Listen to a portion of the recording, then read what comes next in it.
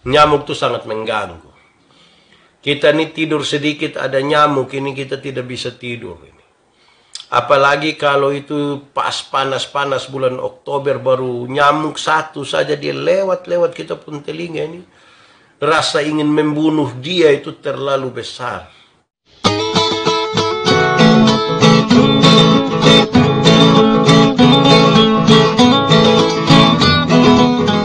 Saudara yang dikasihi dalam Tuhan Yesus, Shalom, selamat malam, salam sehat, salam sukacita buat kita semua. Di kesempatan malam hari ini kita akan melanjutkan pelajaran kita soal tulah-tulah di Mesir. Dan untuk kesempatan malam ini kita akan belajar tulah yang ketiga, yaitu nyamuk.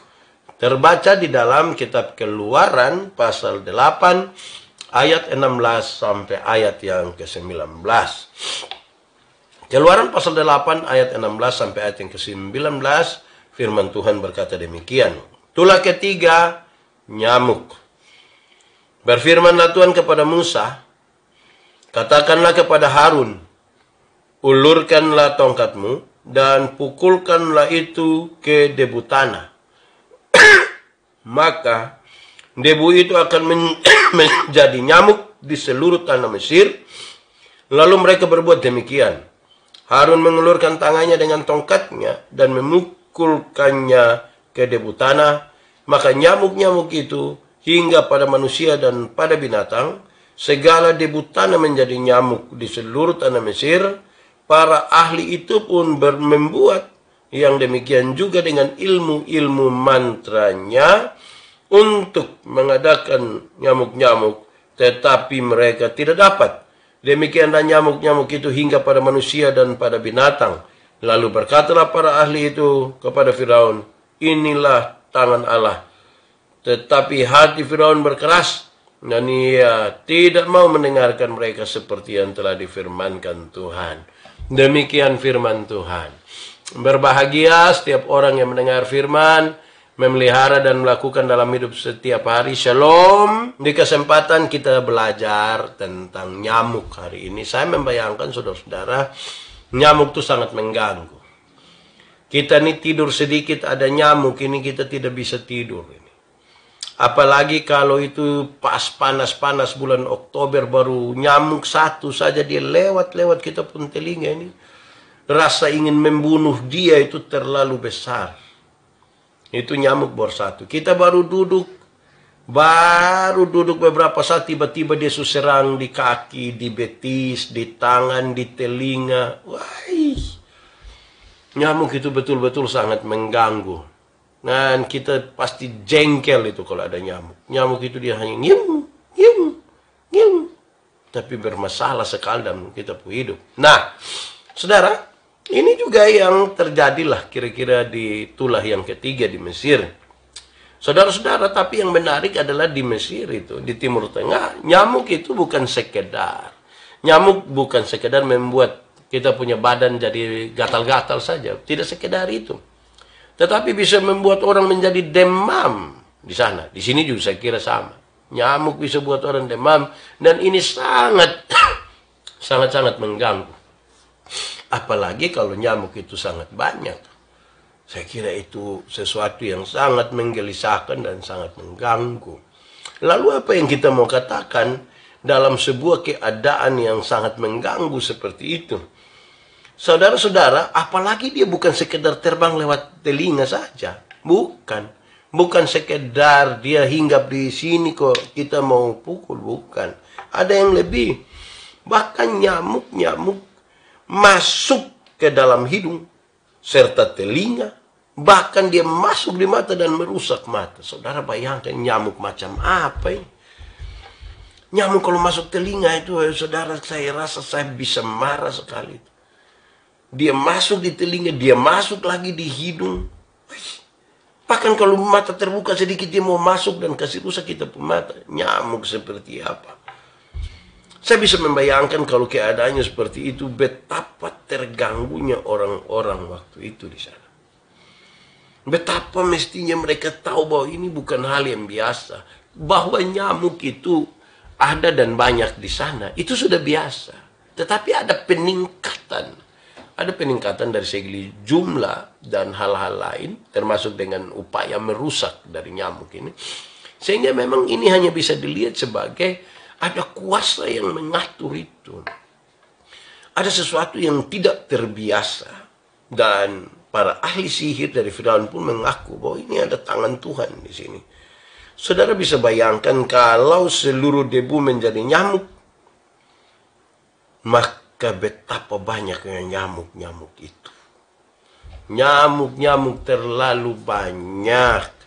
Dia pasti akan sangat mengganggu kita. Para ahli-ahli sihir dari Firaun, mereka juga mencoba supaya dapat menghilangkan nyamuk-nyamuk itu. Tapi mereka tidak untuk menciptakan nyamuk juga dengan cara-cara sihir mereka. Tapi mereka tidak bisa. Waktu mereka tidak bisa itulah mereka mengatakan bahwa ini ada tangan Tuhan di sini. Ada kuasa Tuhan di sini. Ada kuasa yang mengatur di sini. Mestinya saudara-saudara, orang-orang yang tidak mengenal Tuhan, kalau sampai bahkan dia punya pengakuan seperti itu, harusnya orang-orang yang berpaut kepada Tuhan, dia harus lebih lagi. Dia bukan saja mengeluarkan sebuah pernyataan, tetapi dia mesti percaya dan sungguh-sungguh mesti menaruh kehidupan dan percayanya hanya kepada Tuhan. Nah, baik saudara-saudara, di kesempatan kita belajar tentang nyamuk di tulah ketiga ini, sekaligus ini saya mau ajak kita untuk menghafal. Jangan sampai kita sudah lupa hafal ini tulah-tulah yang ada di Mesir. Kalau ada yang masih bisa hafal, puji Tuhan. Tapi kalau belum ada, kalau misalnya tidak ada, nah belajar hafal. Tulah pertama apa? Air berubah menjadi darah. Tulah kedua apa? Katak. Tulah ketiga apa? Nyamuk. Nanti saya akan tanya terus sampai tulah ke-10. Biar kita ingat-ingat kembali. Bahkan kalau ada anak-anak yang ikut, mereka juga bisa menghafal. Untuk apa dong hafal artis Korea pun nama semua, tapi dong tidak hafal ini kisah-kisah dalam Alkitab. Mungkin dong mau belajar bagaimana. Nah, saudara-saudara, bagaimana saudara-saudara tulah nyamuk ini ditempatkan kepada orang-orang Mesir? Ini harusnya menjadi sebuah catatan. Kenapa? Karena baru saja mereka melewati tulah yang kedua, yaitu katak. Ini bangkai-bangkai katak ini semua sudah dikubur di dalam tanah, sudah aman, sudah tersembunyi di dalam tanah. Tetapi sekarang tiba-tiba muncul lagi dari debu tanah itu, muncul lagi nyamuk-nyamuk yang sangat banyak. Tuhan betul-betul berkuasa. Yang bisa kita lihat di sini hanya kuasa Tuhan. Terlalu besar dan terlalu ajaib. Sesuatu yang tadinya diberkati. Tanah yang baik itu. Yang menghasilkan makan minum bagi orang-orang Mesir. Tuhan bisa pakai itu untuk mendatangkan kepada mereka semacam hukuman. Kenapa? Karena mereka memberontak kepada Tuhan. Mereka merasa hidup mereka sudah aman. Mereka hidup dalam keadaan tidak takut Tuhan dan tidak kenal Tuhan. Sekarang Tuhan ingin melakukan sesuatu biar mereka tahu Tuhan terlalu berkuasa, Tuhan terlalu dahsyat bagi mereka. Bagi orang-orang percaya, juga mestinya bagi orang-orang Mesir. Karena mestinya mereka tidak pernah menemui ini dimanapun. Mereka hanya tahu bahwa tiba-tiba muncul nyamuk dalam jumlah yang sangat-sangat banyak. Terjadi di dalam kendali sebuah perintah yang luar biasa. Saya membayangkan kalau setiap waktu Tuhan ingin menyatakan begini. Mungkin banyak orang yang tidak kenal Tuhan akan segera mungkin kenal Tuhan. Apalagi situasi-situasi seperti sekarang. Situasi yang rumit, situasi yang sulit ini. Dan tiba-tiba Tuhan menunjukkan satu persatu seperti ini. Saya percaya. Orang bisa percaya Tuhan. Tapi Tuhan itu memang sangat luas. Tidak terselami.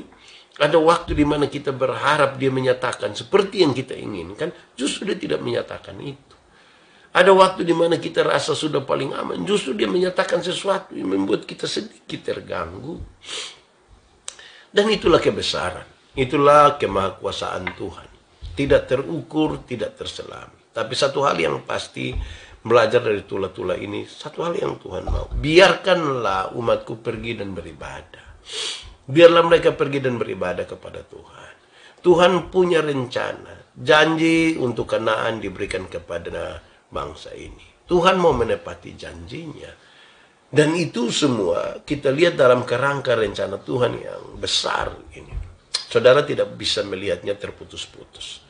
Sebab kalau kita melihat semua rencana ini terputus-putus, nanti kita hanya menaruh perhatian pada kebaikan atau kesusahan saja. Saya selalu mengatakan, memang betul ada waktu kita sakit, kita pernah sakit atau sementara sakit.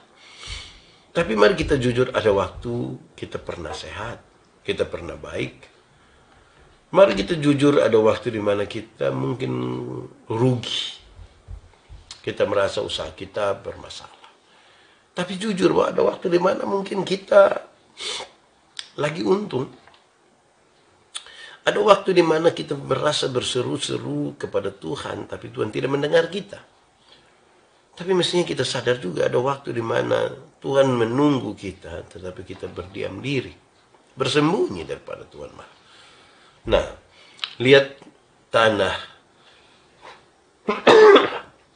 Mohon maaf ya, saya sementara lagi tidak fit, jadi saya harus sedikit. Dalam keadaan-keadaan seperti ini, tanah yang tadinya sangat diberkati itu penuh semua. Dia sudah tutup lagi ini kata-kata semua di tulah kedua. Di tulah yang ketiga ini dari tanah itu lagi dimunculkan. Jadi apa yang menjadi kekuatan ekonomi Tuhan bisa pakai untuk menghajar, untuk mengajar, untuk menyatakan apa yang menjadi kehendaknya buat kita. Sehingga saudara-saudara, janganlah aktivitas ekonomi kita, aktivitas atau hal-hal yang bersangkut paut dengan pembangunan ekonomi kita, melupakan relasi kita dengan Tuhan. Sebab kalau Tuhan mau buat apa, bisa saja dilakukan itu. Dan itu kepentingannya ada dua saja. Mengajar kita sesuatu, tetapi yang kedua, dia mau membawa kita kepada rencananya yang ajaib. Ada orang yang dia mungkin dia merasa dia sudah sangat naik, sudah sangat baik, usahanya lancar, semua dalam keadaan baik. Terus tiba-tiba dia sakit, terus tiba-tiba dia rugi, dia bilang begini, aduh, Tuhan mungkin mau kasih ingat saya sudah terlalu jauh dari Tuhan. Saya kira itu sebuah pernyataan iman yang baik. Kita butuh introspeksi. Jangan-jangan ketika kita sukses, ketika kita baik, justru kita melupakan Tuhan. Itu bagian pertama. Bagian kedua, saudara-saudara, bahwa ahli-ahli sihir ini mereka pun kebingungan. Mereka tidak tahu apa yang harus mereka buat untuk menandingi kuasa yang besar ini. Lalu ketika mereka mengalami kegagalan itu, mereka mengaku, ini Tuhan. Ini Tuhan. Bayangkan nyamuk-nyamuk itu hingga pada manusia dan hingga pada binatang. Dia sangat mengganggu kan. Dia sangat mengganggu. Masuk di lubang-lubang telinga, masuk di lubang-lubang hidung. Saya bayangkan di saya punya ini pas dia masuk banyak ini, 4-5 sekali. Masuk lagi ke mata, woi, dia akan sangat merusak. Tetapi dengan pengakuan itu, saudara, ahli-ahli sihir itu, mereka mengaku bahwa ini ada kuasa, ada tangan Tuhan di situ. Kita ingin melihat satu hal di situ bahwa ternyata kuasa lain, kuasa iblis, tidak mungkin memenangkan pertarungan melawan kuasa Tuhan. Iblis kalah terhadap kuasa Tuhan yang besar. Iblis tidak mampu menandingi kuasa Tuhan. Kenapa? Karena Tuhan lebih dari segalanya. Tuhan lebih dari segalanya. Cepat atau lambat, saudara, saya membayangkan bahwa orang-orang yang mengandalkan pada kekuatan-kekuatan lain, kekuatan-kekuatan rahasia, orang-orang yang tidak setia kepada janjinya kepada Tuhan, cepat atau lambat, mereka akan melihat kedaulatan Allah. Melihat kedaulatan Allah yang sangat besar. Kemahakuasaan Allah yang tidak tertandingi oleh apapun. Lambat atau cepat, ini hanya soal waktu Tuhan. Tapi mari kita berpikir, setiap waktu yang Tuhan izinkan kita jalani, sebenarnya dia memberikan ruang kepada kita untuk sekaligus kita bisa sadar, menyadari sejumlah hal dalam hidup kita. Hidup ini mesti lebih realistis dengan keadaan, tapi dengan percaya yang sungguh kepada Tuhan. Kita tidak hidup di surga memang, kita hidup ada di dunia. Tapi tanda-tanda kerajaan surga itu mesti ada di kita. Dan salah satunya adalah pengandalan akan Tuhan. Kerajaan sorga sangat berkaitan dengan pemerintahan Allah. Dia sangat berkuasa memerintah. Bahkan dalam konteks ini, dia perintahkan supaya itu debu-debu itu menjadi nyamuk semua. Saudara bayangkan, kuasa seperti apa yang bisa memerintahkan sehebat itu, seluar biasa itu. Saya hanya ingin mengatakan kepada kita, dari sehari ke sehari ketika kita belajar tula-tula ini, kita semakin menemukan bahwa tidak ada kuasa. Ini bicara tentang pertarungan kuasa, dan kuasa Tuhan jauh di atas segalanya, melebihi semua. Maka saya kira, saya ingin mengatakan kepada kita bahwa, wah, betapa bodohnya kita bersandar pada kuasa-kuasa yang di bawah. Percaya kepada Tuhan ini kan bukan soal kita, seperti kita membeli barang, toh. Kalau tidak ada yang asli, ya beli yang di KW saja. Itu kan pakai modal. Percaya kepada Tuhan itu gratis. Saya dan saudara tinggal mengatakan percaya. Percaya kepada yang Maha Kuasa, yang paling baik, yang paling hebat, yang paling luar biasa. Bukan sekedar kuasanya yang luar biasa, tetapi bahwa dia yang menciptakan manusia, dia yang menciptakan saya dan saudara. Baiklah kita percaya kepadanya. Masa Tuhan menciptakan kita, lantas kita percaya pada hal lain? Ada orang bahkan percaya kepada apa yang diciptakannya sendiri. Nah, ini menjadi sebuah kegagalan yang serius. Hal yang ketiga, saudara-saudara, Firaun kok bisa berkeras hati kembali ya? Padahal dia dinasihati juga oleh para ahli-ahlinya. Dia dinasihati, tapi dia berkeras hati. Tuhan sudah tahu. Tuhan sudah mengatakan itu, saudara. Untuk apa selanjutnya? Biarlah dia lihat bahwa seluruh kekuasaannya, dewa-dewa di Mesir itu palsu. Tidak mampu akan menandingi ini. Nanti akan sampai pada puncaknya, dan di situ dia mau tidak mau, dia mesti melepaskan bangsa ini. Tapi kekerasan hati. Mari kita bedakan antara kekerasan hati dari Firaun dan kekerasan hati kita hari ini. Seringkali kita melihat sesuatu, kita percaya pada kuasa Tuhan, tapi masih banyak orang berkeras hati. Kekerasan hati kita bahkan untuk hal-hal yang sebenarnya bisa kita lakukan. Dulu Naaman, ketika dia minta mau sembuh, turunlah engkau ke dalam sungai itu. Terus dia bilang, masa aku hanya begitu? Nasihat yang diterima begini, terlalu susah kan? Kok engkau hanya turun? Dia tidak suruh engkau untuk apa-apa, dia yang suruh engkau turun saja ke sungai itu. Kadang-kadang ini kita nih, misalnya kita bertengkar, saudara dengan saudara, ipar dengan impar, kakak adik, orang tua dengan anak. Kita disuruh Tuhan hanya bilang, ayo mengampuni, ayo maafkan dia, ayo ketemu dia. Kita rasa itu terlalu besar, kita merasa itu terlalu berat, kita merasa itu terlalu berbeban. Kita merasa bahwa kita tidak mungkin bisa melakukan, padahal terlalu gampang. Hanya butuh sedikit kerendahan hati untuk mengalahkan kekerasan hati. Saya ulangi, dibutuhkan sedikit kerendahan hati untuk mengalahkan kekerasan hati. Kalau setiap kita bisa untuk merendahkan hati kita, maka tentunya kekerasan hati itu menjadi tidak ada. Apakah kita tunggu melihat baru percaya? Apa yang dialami oleh Firaun ini sesungguhnya sebuah pengalaman yang mungkin juga kita alami. Dalam kondisi yang sangat baik, ada kecenderungan kita mengikuti apa yang kita mau. Kita tidak peduli dengan apa yang Tuhan mau. Dalam kondisi di mana kita diuntungkan, kita lebih suka untuk mengikuti keinginan-keinginan kita. Tapi di kondisi-kondisi sulit, kita coba-cobalah untuk mau ikut apa yang Tuhan mau. Nah, ini dia pun soal. Mestinya dalam situasi seperti apapun, orang belajar untuk percaya dan mengikuti apa yang Tuhan inginkan di dalam hidupnya.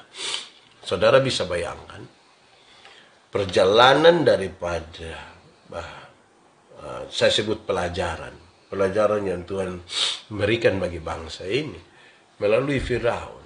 Harusnya di awal-awal dia melepaskan. Dia naik turun. Dia kadang-kadang iya, kadang-kadang tidak.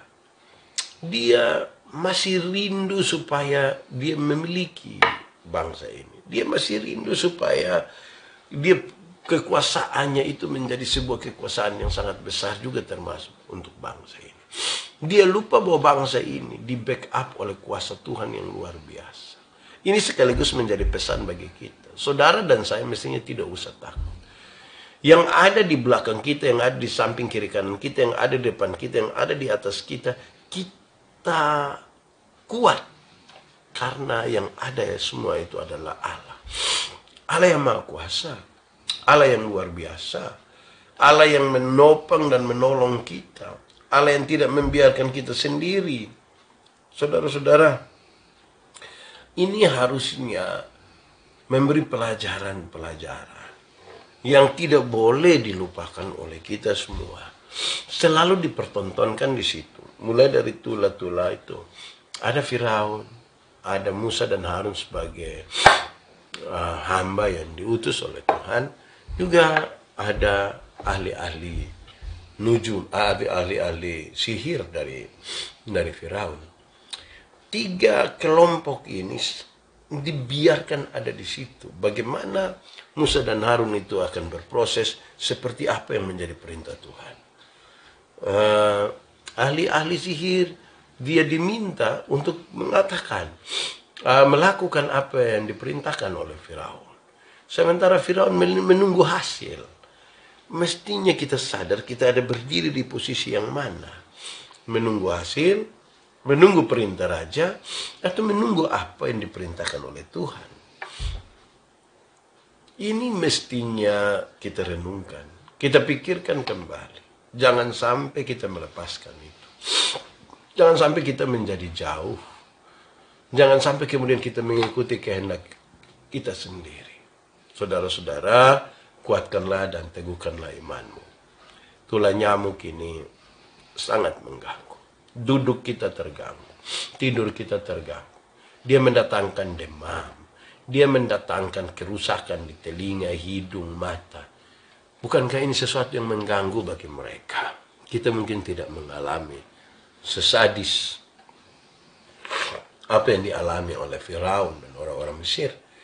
Tetapi paling tidak kita bisa melihat bagaimana kuasa Tuhan itu bisa melakukan sesuatu seperti yang terjadi di sana. Itu berarti Tuhan terlalu baiklah kalau sampai hari ini dia masih menjaga kita. Kita dalam kondisi yang terbaik hari ini. Saya kira itu semua karena campur tangan Tuhan yang luar biasa. Tuhan memberkati kita.